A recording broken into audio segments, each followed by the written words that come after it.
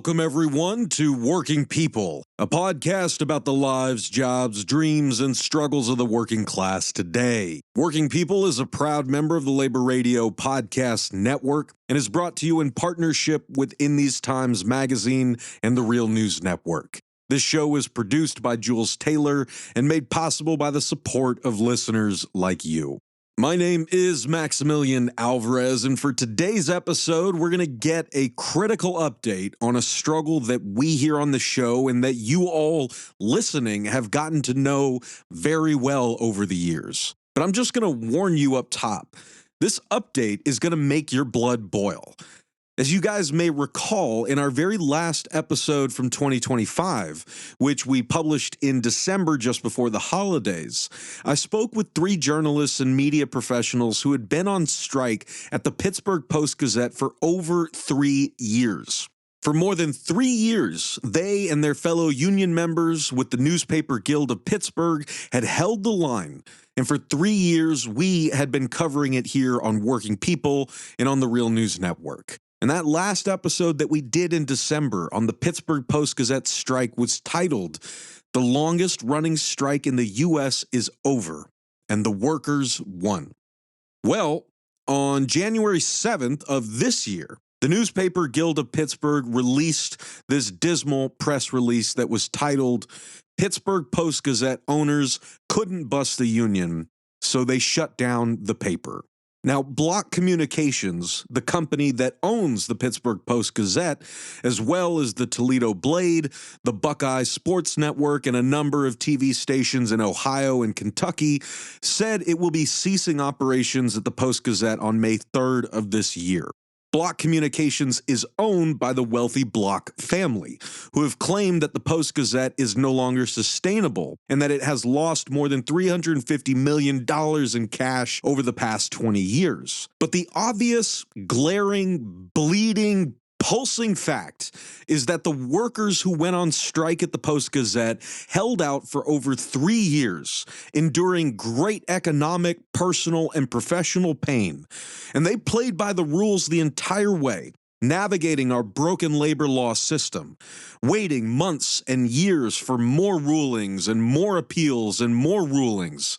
And when they finally won and went back to work and the Supreme Court refused to bail the Block family out, the Blocks flipped over the table and said that rather than abide by the law, like the rest of us have to, they would rather close down a paper that has served the people in the Pittsburgh region since 1786. And pardon my French, but that is a goddamn travesty and an outrage.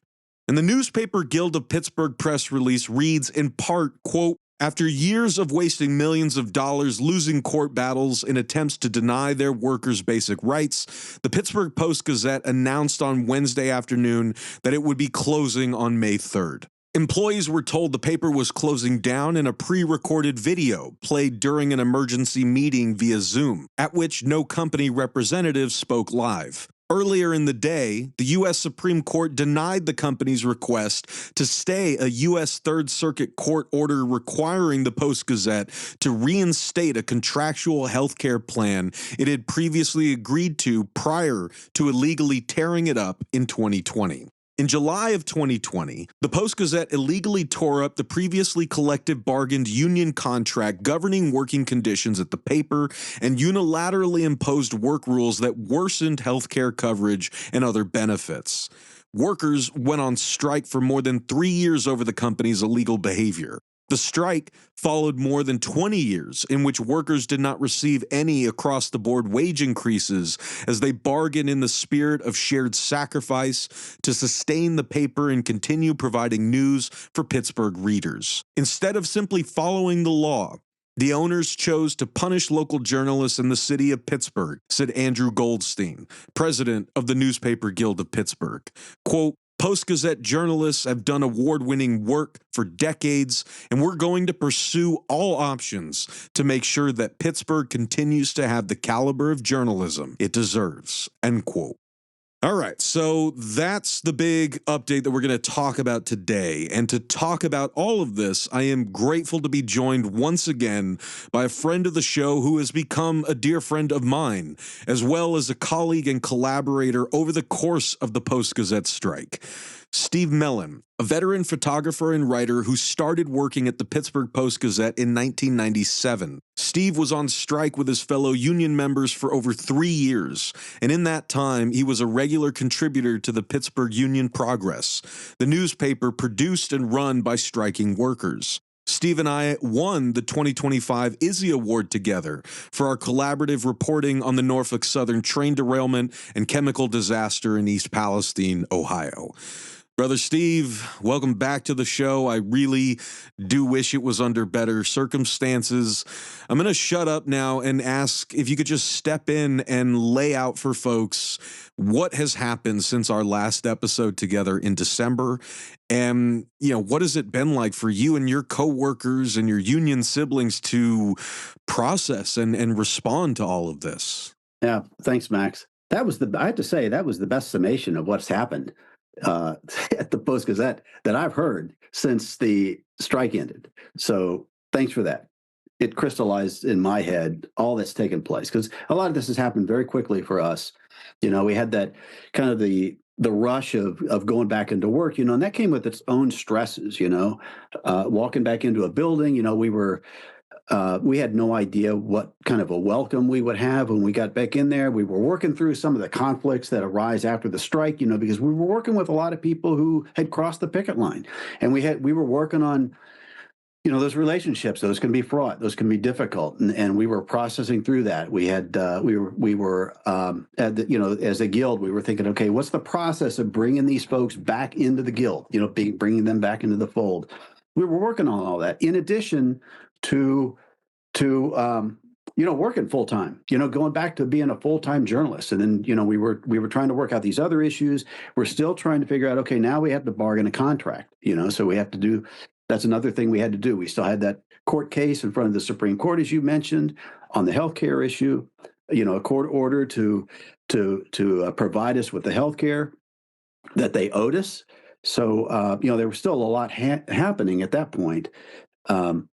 And, I was on, you mentioned the January 7th, we've been back for like 6 weeks. We had like 6 weeks worth of paychecks, it felt like being a real person again, you're part of the working community, being able to pay your bills, not having to, finally we could go out to eat, and do some of those things, feel a little bit of comfort, like you're a part of the world again. And then, I was at an assignment with one of my colleagues I'd been on strike with for 3 years, Solomon Gustavo. We were at an assignment at a local food bank in Duquesne, Pennsylvania, working class Milltown, Duquesne, Pennsylvania, down in the Mon Valley.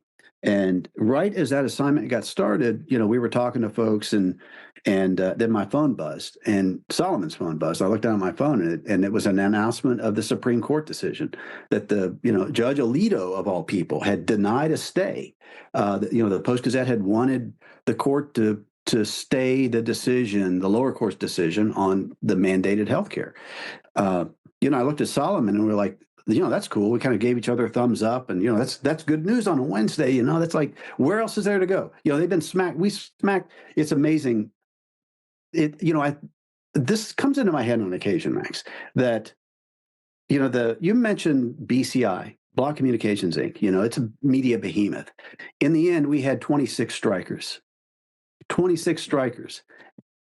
and we held them to account. We made them follow the law.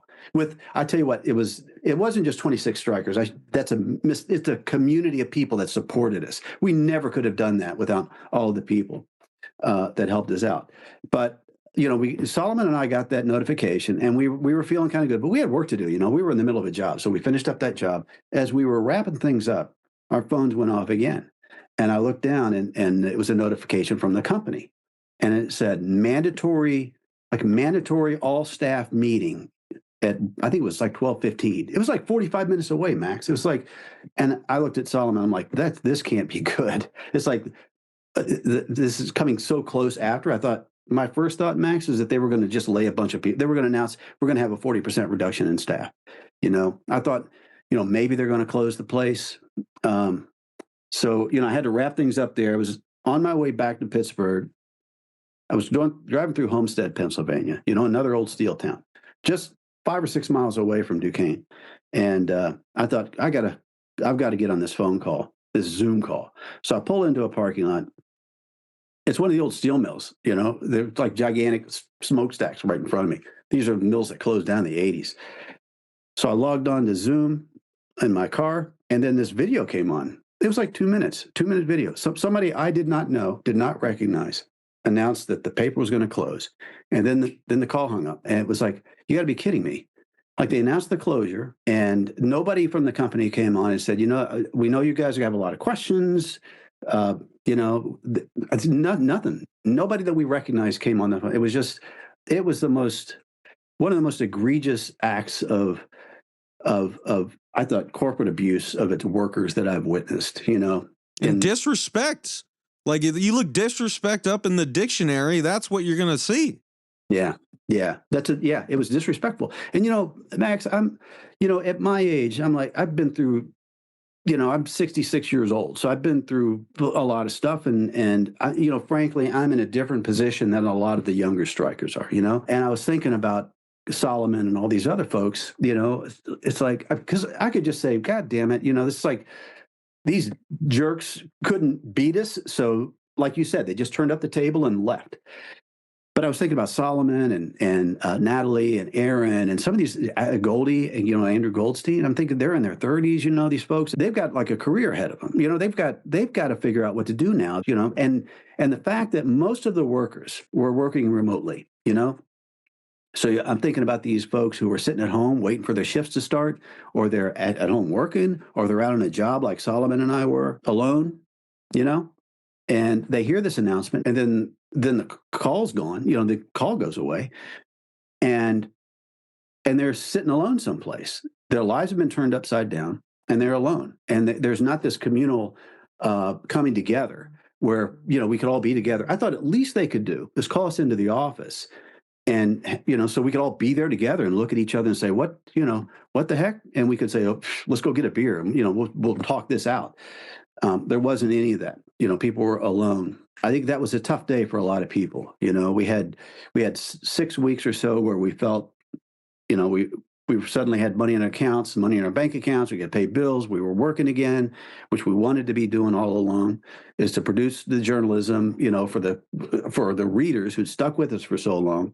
And then this happened. It was a shock. But we met immediately. We met as a guild. The union met. We've been through ups and downs, Max, and we don't spend a whole lot of time crying over stuff anymore.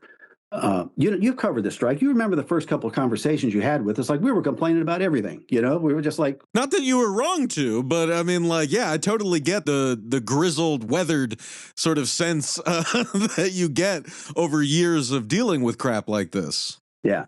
Well, we very quickly went to, well, that sucks, and those assholes, to, well, what do we got to do now? Like, what's our next step? Because we still had the organizational structure. We were still meeting on a regular basis. We still had committees set up. We still had a lot of connections in the community. So we started meeting right away. We had a guild meeting, like the striker meeting. Then we had a larger bargaining unit meeting. Like, that's everybody, the bargaining units, those who were on strike and those who weren't. And we wanted to talk about, okay, what do we do next? So we had a couple of folks. We split ourselves into two groups, Max. We went to, one group wanted to try to convince the blocks to keep the paper open, to not sell the paper. And another group thought, well, let's explore the alternatives. Like, if the blocks are not going to prop the Post-Gazette up, what are our options at that point? So that happened within like 2 days. It's like the second or third day after the announcement. We were moving pretty quickly here because we knew the clock was ticking. Decisions like this, things happen quickly. When a newspaper is going to close, people step in and decisions are made very quickly. And we thought, if we're going to have a voice in this, if we're going to have any say in our futures and the futures of our members, especially those who've been on strike with us for 3 years, that, we needed to act pretty quickly. And so we did. And the folks who were committed to trying to keep the Post-Gazette open had a presentation in front of the managers about a week and a half or so later. I think actions show that that wasn't very effective, that they've not responded to that positively. The other group formed an organization called PAPER, and that's the Pittsburgh Alliance of People Empowered Reporting. And that is basically, it's really right now, it's kind of a research program. And what we're doing is trying to figure out, okay, what's possible? We've looked at, okay, there are some organizations and some people who stepped up and said, well, maybe we can buy the Post-Gazette. So far, I don't think that's gone very well. I don't think the Post-Gazette, it sounds like they're just not responding to people who are reaching out. So what we've been doing is seeing, okay, what are the other alternatives? Like, is there a way we can have a worker-owned or community-owned news organization, maybe a co-op? You know, if somebody comes in and wants to buy the Post-Gazette or start something new, they want to start a new news organization, then we want to reach out to them. When we were working on the Union Progress, Max, we were committed to covering working people, working class communities that had been ignored or misrepresented. We felt misrepresented in a lot of the media, but most of the time those voices just weren't heard, you know? So we were committed to that. And we thought, well, if nothing else, if an organization comes in, we would like to go to them and say, look, we have the connections with the community. Like if you come in here to set up a news organization, it's not going to succeed if it does not have the support of the working class communities in Pittsburgh, a working class city like Pittsburgh. So, and to that end, you know, we've invited a number of community stakeholders to be a part of PAPER, the organization PAPER. So we've had anywhere from like 25 to 150 plus people in our meetings from all over the community, and these are primarily working class folks. You know, it's a very diverse group. It's unions, working people, community organizations, and white collar workers, blue collar workers, people who can't work because they're caring for a parent or children or because of a disability. And so we've been working with those communities. Our first question in the big meeting we first had is we asked, what is the Post-Gazette not doing that it should be doing? It was phrased something very similar to that, Max. And we got an earful. And so we took that information. We want to take, you know, we're putting that information together. We started fundraising about 2 weeks ago. And the last I checked, we had about $25,000 we had raised. We had been phone banking. We had a soft launch. And then a couple of days later, we had a press conference here in Pittsburgh. We actually got quite a bit of media coverage. It was that was good to see that we had quite a bit of media coverage. The community response has been great. You know, it's early in the process, Max. None of us have done this before. You know, we're trying to figure out, okay, what would we need to do to put together a news organization? What kind of a business plan do we need? How do we?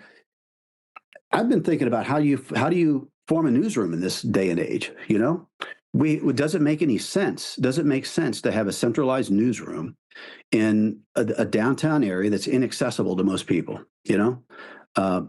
Should we have, instead of having a centralized newsroom, maybe have, 5 or 6 little bureaus in different neighborhoods throughout our readership area, maybe 4 or 5 in the city, you know, in some of these working class communities. So people can just come by, you know, have a cup of coffee or, you know, complain to the, you know, whoever the local reporter is in there, you know.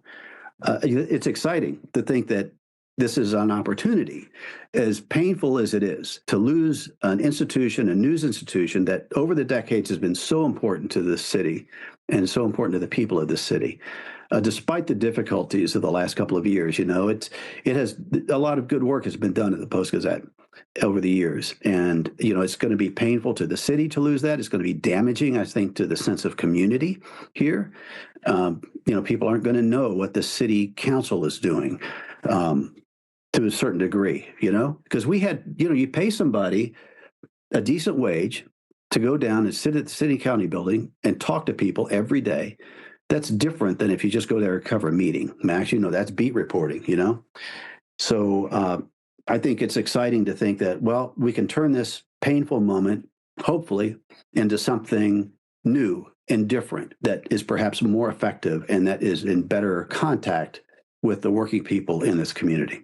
Well, and I think that's beautiful, necessary, and admirable work. And like when you look at the alternative, which is, hey, let's have a bunch of rich people buying up all our goddamn news sources and then, breaking all our labor laws and then shutting these papers down if they don't get their way. That doesn't seem to me like a very good or sustainable model either. And I wanted to kind of talk about that for a second, because this fits into a larger grim picture that we've been discussing over the course of the strike, right? I mean, from the over that course of that strike, we had the SAG-AFTRA strike, we had, the Writers Guild go on strike in Hollywood. We talked a lot about, with you guys and other media workers, like how all this stuff is connected. And I'm thinking even now about how the Block family can just shutter, this institution that's been around since 1786. At the same time, I'm watching the billionaire Ellison family like take over and destroy CBS and TikTok, and Elon Musk buying and destroying X. Like, they came to destroy, and they're not replacing what is lost. Like, I think that's what I want to impress upon people, is like, when these institutions of commonly understood truth and basic shared understanding between people who are living in the same geographic space, like, when those things are gone, when the credibility is tanked, when the platforms and algorithms are jacked up so much that people leave, like, you don't end up with like a replacement outlet. You end up with a more hyper fragmented media ecosystem where no one knows what the hell is true or not, and no one knows what the hell the other person sitting across from them on the subway actually believes about the world.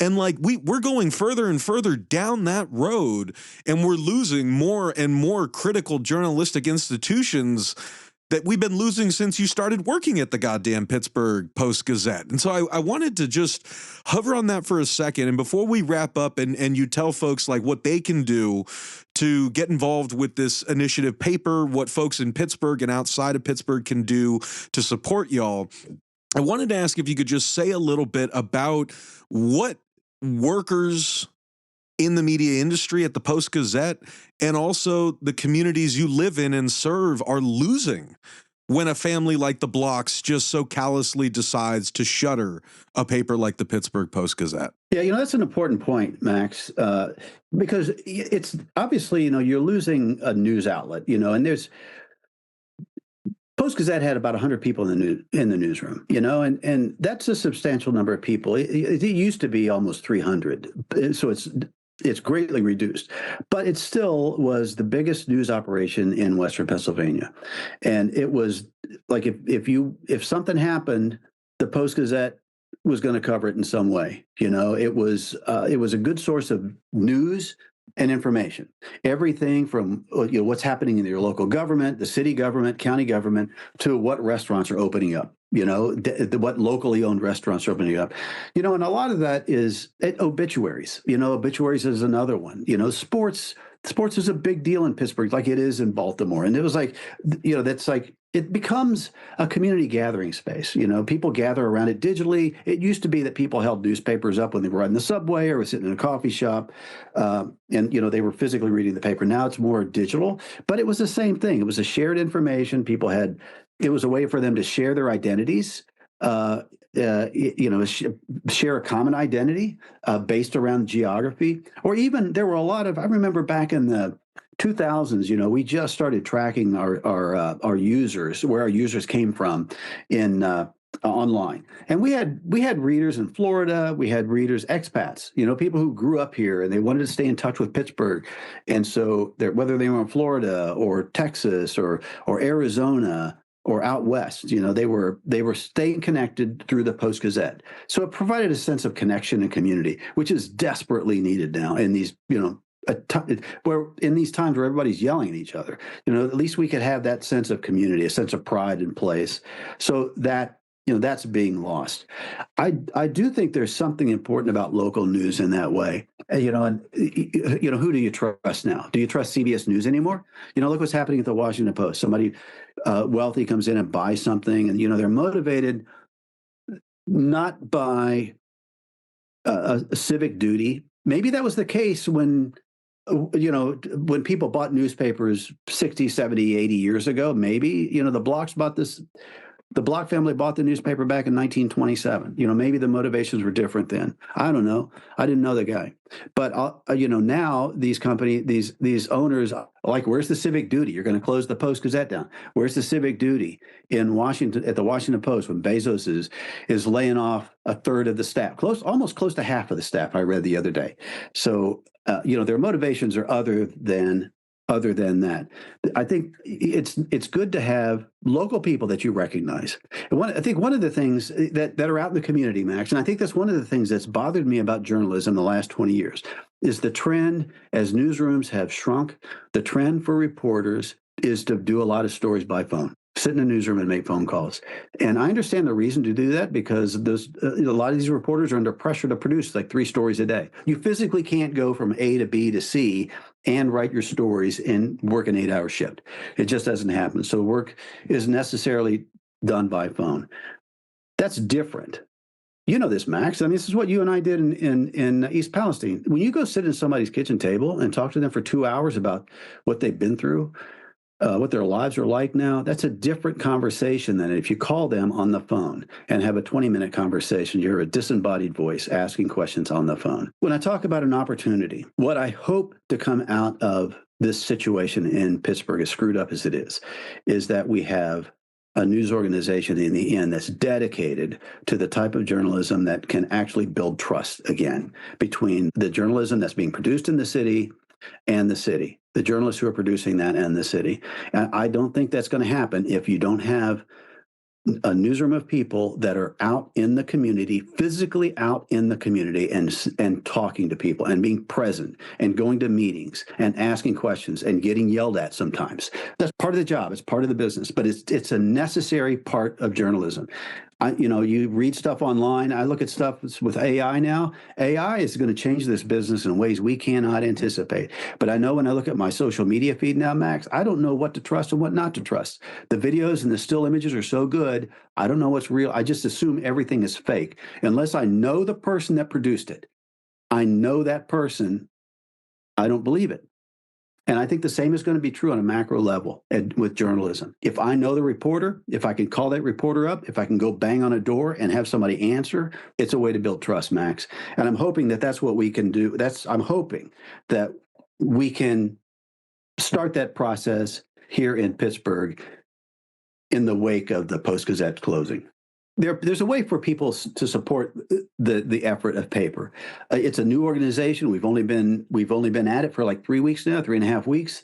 We're having to do a lot of work very quickly, but we're getting things done. We're having meetings, several meetings a week, and we're setting up the tasks and knocking them down. One way that we can show the powers that be in Pittsburgh that we're serious people, and that we actually have supported the community, both in Pittsburgh and beyond, is through financial support, through donations.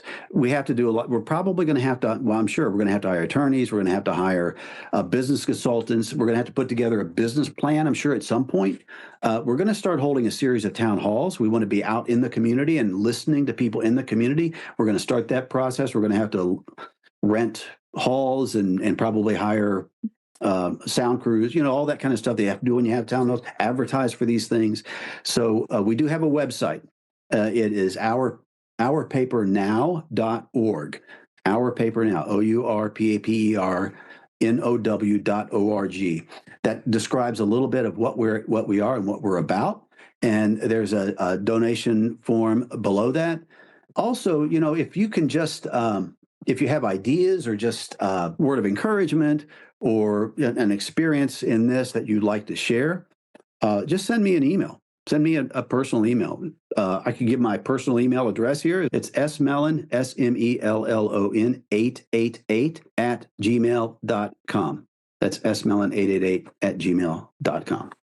And we'll take all that into. I'll tell you what, Max, I've gotten a lot of phone calls from people and emails from folks who are interested in this idea. And not all of them are from Pittsburgh. We've had a lot of support from Baltimore and from folks in Memphis. We're looking at some of the news organizations that have succeeded And, they're out there, Max. You don't hear much about them.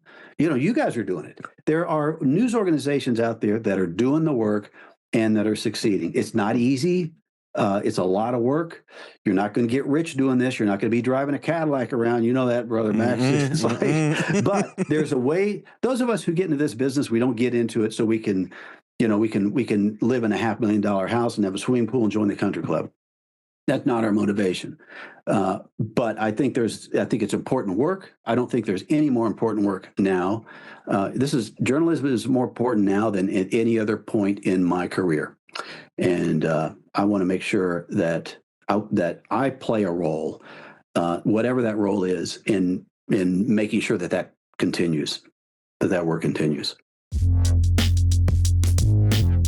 All right, gang, that's going to wrap things up for us today. I want to thank our guest, Steve Mellon, veteran photographer and a writer who has worked at the Pittsburgh Post-Gazette since 1997 and who was on strike with his fellow union members for over 3 years, starting in October of 2022.